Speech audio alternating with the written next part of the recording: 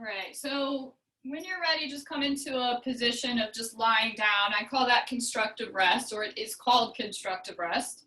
And what it is it's you lying flat on your back with your knees bent and soles of the feet on the floor. This allows the muscle that's called the psoas muscle to begin to relax, which is really kind of a huge thing right now with all that's going on as far as stressors and the state of what we're experiencing. So let's get into this a little bit more fully. So the back of the head just relaxes, the shoulder blades relax, your arms are out, maybe a little bit further away from your body. Let's turn the palms up, or at least the thumbs towards the ceiling, so that you open across your collarbones. The back of your hips is connected, and then you've got a pyramid shape in the back of your knees. So instead of a skyscraper, it's a little bit, your feet are a little bit further away from your tailbone. And this just allows the psoas to really begin to release. So I recommend this pose. I'm getting ready to write an article about it, actually. I recommend this pose for any type of stress. You could do it once a day for 5 minutes, and it will be incredibly beneficial. This muscle is somebody called it, I heard, the muscle of the soul. So the psoas muscle, if you want to ever look that up, it's PSOAS. What the psoas muscle does is it's our fight or flight muscle. So if we are constantly engaged in our psoas, then what will happen is the rest of the body will stay in a heightened state of stress, releasing cortisol, adrenaline, all this stuff you've heard about. And so what we do with the psoas, we actually have to teach it how to relax before we can strengthen it or before we can stretch it. It's really interesting. Now this muscle goes right from all the lumbar spine vertebrae out to the side like wings, and it scoops down under your digestive organs like a hammock, goes over top the pubic bone, and then attaches right to the top of the thigh femur bone. So you can see that this muscle is actually our locomotor. This muscle actually allows us to walk. If we're glide walking correctly, it allows us to walk. If we sit a long time, you can see how that would get very shortened. So we want to just really pay attention to this muscle. There's a direct connection between gripping the jaw and this muscle gripping. Now this muscle we can't really feel like we feel a hamstring or a bicep. So what we have to notice is the effects of the muscle release, which is deeper breath. That lumbar curve you have in your low back starts to release a bit. Your mind starts to come to a little bit quieter place. So you may start to feel that happening, and let's direct our breath down into our hip points, pubic bone, and tailbone. I call this the pelvic bowl area because if you're standing upright, it's a bowl shape, and we want to kind of keep that bowl shape from tipping towards the front or the back in a standing position. In this position, you're just allowing your body to move where it wants. So just notice that breath is moving down in towards the pelvic floor, all the way down. Now you may notice that you have a challenge breathing here, and that's fine.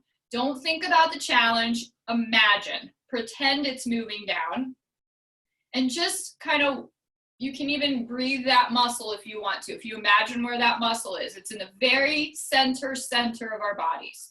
So right in the mid back to low back, comes out again like wings, goes over underneath the digestive organs. So you can see that old wives' tale, which is actually true, where you go for a walk after a big meal, actually does massage your digestive organs, which is really cool. So anyway, you might feel your lumbar curve start to relax a bit. And if you do, you can just press into your feet and kind of scoop that tailbone towards your heels. So this is really, I call this pose that you're doing right now, it doesn't feel like you may be doing much, but this pose I think is the most powerful thing our human body can do, which is really counterintuitive. But the effects that you get, the benefits that you get from this pose right here are almost more profound than any pose that you could possibly do, including lifting weights and all that stuff. because what we're doing is we're training our nervous systems, we're training our respiratory systems, we're training this really powerful muscle, and we're also training in posture.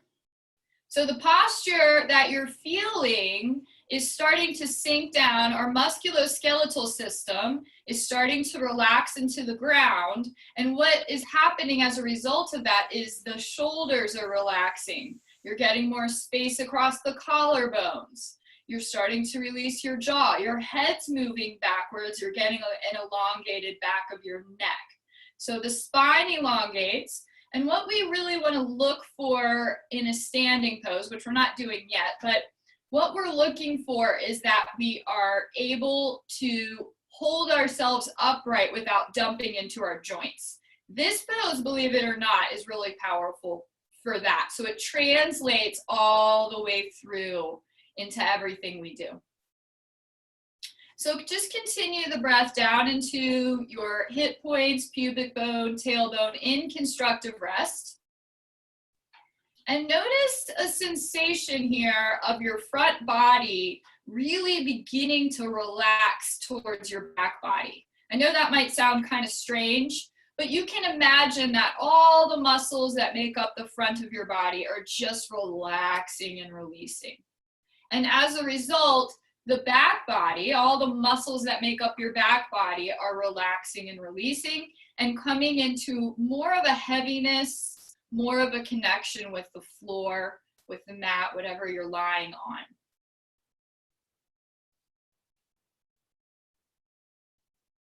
Now just continue for a few more breaths here. My goal over the next few months, especially with this outbreak, is that we are strengthening nervous system. So we know that stress is one of the leading causes of a low immune system and is one of the leading causes of disease. So we actually have to train our nervous system as we would train for a marathon, as we would do regular circuit training, as we would train for anything else. We don't really realize that. The other thing, the piece to this, is that the respiratory system's the same way. We have to train the respiratory system as well. So you're getting all the benefits in this pose. So when you're ready, take your hands, so you can make two L shapes, a backwards L and a regular L, and then you're wrapping them around your rib cage here. Now we're learning how to breathe into our primary respiratory muscle, our diaphragm. So you're wrapping your hands around so that your thumbs are moving towards your back body. Now drop your shoulders down. You may have had a little bit of shoulder engagement there. Just drop that down and relax. And then notice if a big deep breath comes through. So what we're liberating here is the natural breath, which comes through in a yawn or a sigh. And even if it's not with me right now, next time you yawn or sigh, I want you to really tune in, if you remember, to how that feels, because it's a full body healing, nurturing breath. So the breath has a lot of capacity to heal and oxygenate, and of course, it's our life. So when you're ready, begin to breathe into your hands. So what I want to see happen here is that you take an inhale and your hands expand out, almost like an umbrella is opening. And then on your exhale, the umbrella closes and constricts all the way and contracts. So that's why I have your hands here, so that you can have an outward feeling of the more visceral feeling of the breath in the body. Now it's really interesting because what happens here is the bones of the rib cage are quite flexible. You can feel them moving out and moving back in. Now all the bones of the rib cage have little muscles inside, in between, and they're called the intercostal muscles. So if these are all tight and short and the bones of the rib cage aren't getting enough flexibility, then it becomes very brittle. So this is not only toning our diaphragm as one of our big muscles, it literally looks like an umbrella that goes around the rib cage. It's also really training our bones and our little tiny muscles. So this is really helpful for any type of scoliosis, believe it or not, and it's really helpful for any back pain. So this diaphragmatic breath is really, again, kind of a power-packed little power packed thing. So continue here. And you may not feel yourself really able to breathe here yet. Again, this is about training. So again, we walk in and we do some bicep curls. This is the same exact thing. If we're not training our diaphragm, which is a really large muscle, then we're not training in breath, and we kind of lose a lot of breath capacity. So just as we need to train posturally, we also must train in really strengthening our breath, our respiratory system. So just continuing here, and what I want you to notice is, are you gripping your jaw? Is the tongue stuck to the roof of the mouth? Maybe your eyebrows are deep in concentration. Just let your face go. So I say this a lot, but the captain of our nervous system ship is in our face. Most of our senses are here, our hearing, our seeing, our tasting, our smelling. It's just our skin otherwise. But what ends up happening is our face stays really rigid and really tight, and it's an instant alert to the rest of the body to be on guard. So we want to check in throughout the day with our faces and what they're doing, the jaw, the tongue, between the eyebrows. You're going to notice what you particularly start to hold. Tops of the shoulders even are part of that. So just a few more diaphragmatic breaths. I just want you to get the feel of it. And again, it's about imagining breath moving into the system rather than forcing. This is not something that comes immediately if you haven't worked with it. We have to give ourselves some gentleness and some patience, especially with breath work. It's much more subtle than any type of physical, muscular, skeletal work. And then relax your arms back down, open those palms up, and see if breath feels a little bit more spacious in your body. Now, spacious is whatever you want to make it, whatever definition you have of it is completely fine. So it may feel like your neck's released a little bit, your low back's released. Maybe you feel breath moving through into places that you maybe didn't feel it move into before. Maybe your face is relaxing.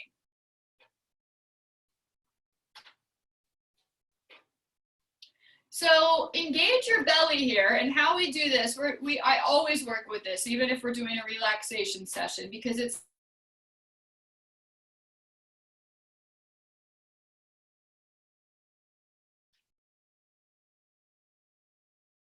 so you have your upper and lower belly both engaged. Now what might happen here is your shoulders may come forward. Just gently relax your shoulders down.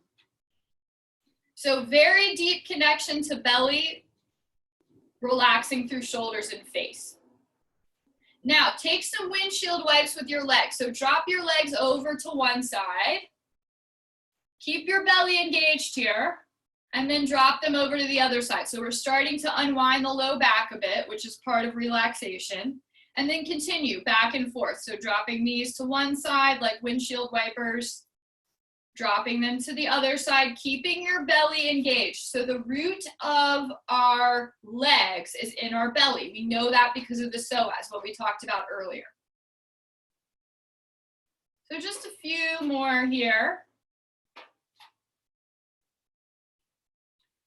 And then when you're on the left side, just go ahead and drop your legs to the left.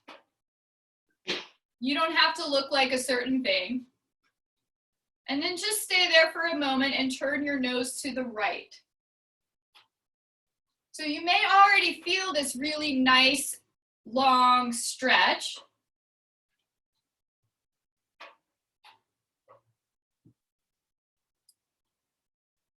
So feel the body really starting to find some breath in this right side rib cage, right side waist, right side of your hip, and maybe even to your right side shoulder. So you can release the engagement here of the belly if you haven't already, and let breath flood into that right side. So we're filling up even our low back, even down into the glutes a little bit perhaps. Definitely working into the right side of our diaphragm where we just had our hand around our rib cage. So again, feeling that breath moving through. Now you may notice that you have something called reverse breathing, and that's completely fine. It's just a pattern. It's like if we have a postural pattern with our head too far forward. Reverse breathing is also the same thing. So if your belly contracts in on an inhale and expands out on an exhale, that's called reverse breathing. And what I want you to just do is notice it. So just the noticing will start to unwind the pattern, and you'll be able to really see that throughout the day. So again, just a few more breaths through this right side. Just want you to think about it coursing up the vertebrae, up the spine, out through the rib cage, over to the hip point, this kind of tighter area, even up into the neck. And then when you're ready, re-engage upper and lower belly and drop your knees to the other side, to the right. Once you're there, you can relax again the effort in the center. Turn your head to the left and just feel perhaps if one side feels a bit more, a little bit tighter or more challenging. We all have a side that we favor, that's stronger. And we don't necessarily need to make the two sides even, but what we want to do is be aware of which side is maybe our less strong side, and that way we can begin to balance things out. So rule of thumb is that if one side feels tighter, that's usually our stronger side. So if I had you get up and do a balancing pose, what would probably happen, not always, but what would probably happen is that if I had you balance on the side that was tighter, you would be able to balance better. So there's always a little silver lining.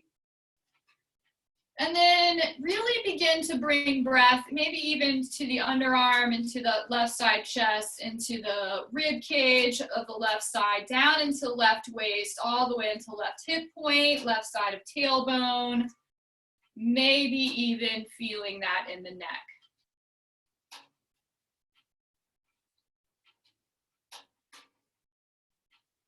So what we start to notice is that our bodies are containers for the breath. So what I like to talk about is how our bodies, we can take a shape of a champagne glass, say, and that'll be that much breath. Or sometimes we take the shape of a pitcher. And of course, these aren't shapes we're actually making. They're analogies of how much breath can come through. So what you're doing is you're allowing for a shape for the breath to move through more freely. All right, re-engage upper and lower belly, swing back to center, and then take a few more windshield wipes. I just want you to feel how your low back has started to release. I want you to feel how maybe even your neck has started to release a bit.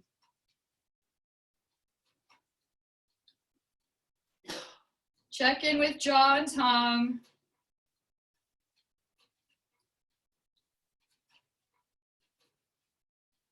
And then come back to center, and we're going to work with what I like to call it the hurricane breath. So if you've done this before, you know where you're going. It's just this like really scintillating breath that is really strengthening to the respiratory system, but also kind of oxygenates and gets rid of all this stale air at the bottom of the lungs. So it's called straw breath.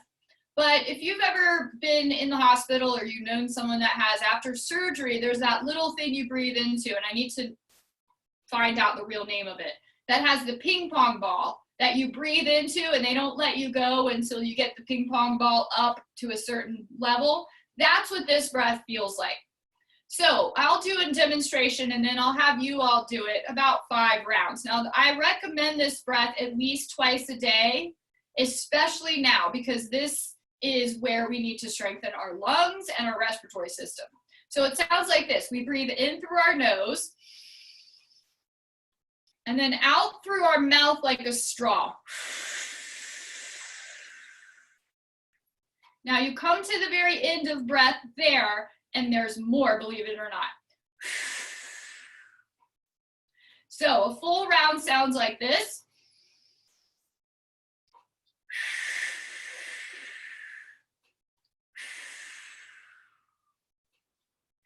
So when you're ready, I'd like you to begin that. I'll cue you. Take a regular breath here. And then when you're ready, inhale through your nose, pause, blow through your mouth, come to the end of that breath, pause, and then blow more. So you're going to be really constricted here. We're going to take 3 more of those. When you're ready, inhale, pause, exhale, push that air through your mouth, through that little straw shape, come to the end of your breath, pause and blow more. 2 more times, inhale through your nose, pause, exhale really strongly through your mouth. So if you're with a person or you're around, you can hear your breath. It's like a hurricane sound. Pause, blow more. 1 more time, inhale, pause, exhale through your mouth. Strong, strong, strong. Come to the end, pause, and blow that last little bit out. Now take a deep cleansing breath through your nose, inhaling and exhaling through your nose. And feel like that, I like to call it the peppermint patty sensation. Feel that little peppermint patty sensation throughout your whole body. It's like it's tingling with fresh oxygen. Now lengthen your legs all the way out. Use your belly to get you there. We'll take 2 rounds of this, the relaxation that I just can't live without, and I do almost every class that I teach. So once you're down there, you'll engage. So you'll press into your heels once your legs are extended. Make sure the top of your feet don't have any energy or your toes. So what you're doing when you press into your heels is you're engaging all the way up to your glutes, the posterior chain, the calves, the hamstrings. Squeeze your glutes together.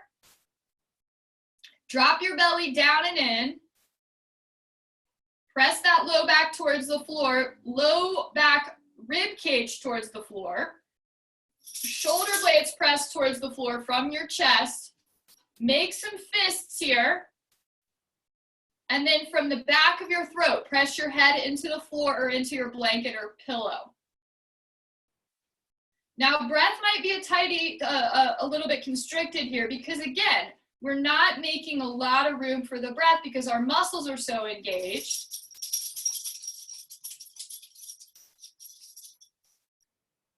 Boy. And then take an inhale. This next exhale, everything releases at once. So your muscles just kind of flop. So let that exhale happen and feel how really quite relaxing that is. So what we're doing when we engage our muscles is we're sweeping into one thing, muscular engagement and muscular tension, so that we don't have to go through the body and pinpoint each thing. All of it sweeping away on the exhale. 1 more time, press those heels into the floor. Make sure you don't over-engage. That's a kind of gripping pattern that we have, over-engaging in the tops of the feet and the toes. Press the heels into the floor. Engage glutes. Lower belly, upper belly, shoulder blades press. You can make fists, and then you can press your head into the floor. Now make sure you're doing this with the back of your throat. That's where the tip of the spine is, and we're engaging deep postural muscles that way. So we're actually also working posturally. So when you flip this pose to standing, you may feel that you're standing a little bit more aligned. Few more breaths here, just hold on, releasing jaw, releasing tongue. And then this next inhale is followed by the exhale of just relaxing down. Now you might have found that your mind is a little less spinny. That's actually the technical word. No, I'm just kidding. But it's an electrical, our minds, our brains have an electrical cycle. So what ends up happening when we come into more of a rest digest phase is we can think more clearly, we can handle more actually, because we're not myopic, and we can have a healthier immune system, which is really what we're looking for right now. So when you're ready, just gather your palms together at center. Just want you to feel the left and right halves of the body touching through our palms. So through the palms and the fingers, we unite the left and right halves of the hemispheres of our brain and our body into more of a whole system. Let's just seal our time together with a breath. Take a nice deep inhale. Pause. And exhale. Pause. And thank you all for joining me this morning. I'll unmute you all now.